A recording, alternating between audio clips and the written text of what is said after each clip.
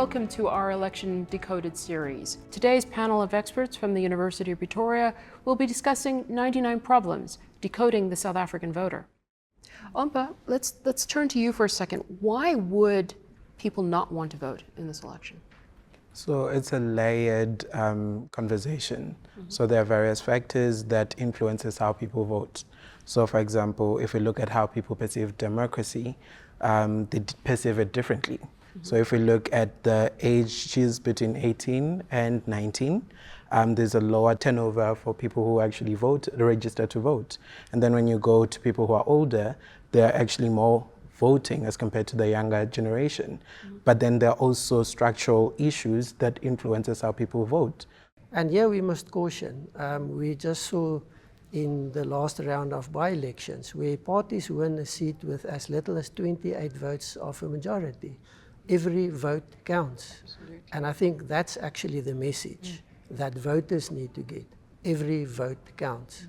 Tendai, in Zimbabwe, is it a similar system? Are there any similarities that we can draw from? I think the phenomenon in South Africa is not unique from what is happening in Zimbabwe. Many young people do not believe in the voting system itself. There have been issues around contested elections for over 2 decades. Many young people, there's voter apathy, they don't participate. The political system is very, is seen to be very authoritarian. This is a new election with many ballots because of the many political parties.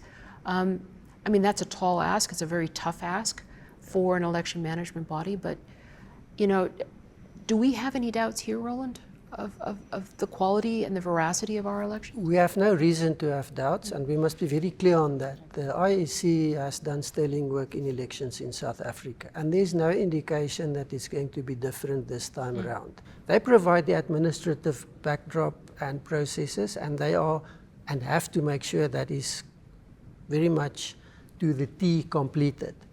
But the actual oversight is something that South Africans have to take care of, especially the stakeholders who for us at this stage are political parties.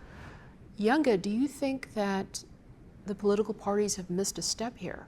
Are they all sounding the same, or are they giving us options? Objectively speaking, almost every party is trying to deal with 3 primary things. Education, unemployment, crime, which is inherently related to poverty. And in some way or another, they have got their different solutions on how they would like to tackle those particular issues. And I think that because those are the repeated issues, that is creating the consistent disillusionment of the everyday voter of why are those topics continuing to be a problem? I think, Ompha, tell me, is there one issue that is sort of a make or break issue for South African voters? Looking at socioeconomic rights, that is one of the most pertinent issues. And what has emerged now is that it's not only education, but access to water has been also included. Access to electricity has also been included. Access to health has also been included within the manifestos in some instances, and it's some of the concerns that are there. I mean, if you look at the demographics of South Africa, the biggest part of the population are what we term youth. So it should have a much bigger impact on elections and hence on policy. But it's not happening because of the lack of participation. And that lack of participation goes much broader than the election. It also plays out in the structures that are in existence. For instance, in political parties, the absence of a youth wing makes decision-making one-sided. So you're not influencing the civic space, you're not influencing the formal space because you're not active there. South Africa, when we speak about the youth, we think of it as a homogeneous group. Absolutely. And there's really instances where we approach things from an intersectional perspective. And once we approach things from an intersectional perspective, then we'll be able to tackle all issues. We have different concerns, and those concerns affect how we vote. The average young South African doesn't even have the time to discourse about the philosophies of democracy, for example, when the primary issue that they have to decide on. The Youth Capital did a study very recently talking about how young people have to decide whether or not they want to spend money on bread or on data to be able to apply for a job. That's the reality that a lot of young people are living in. But I want to thank everybody.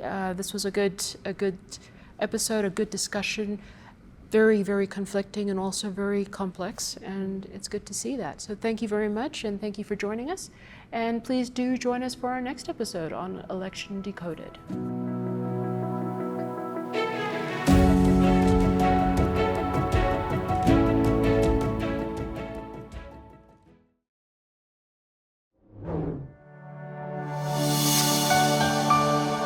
Thank you.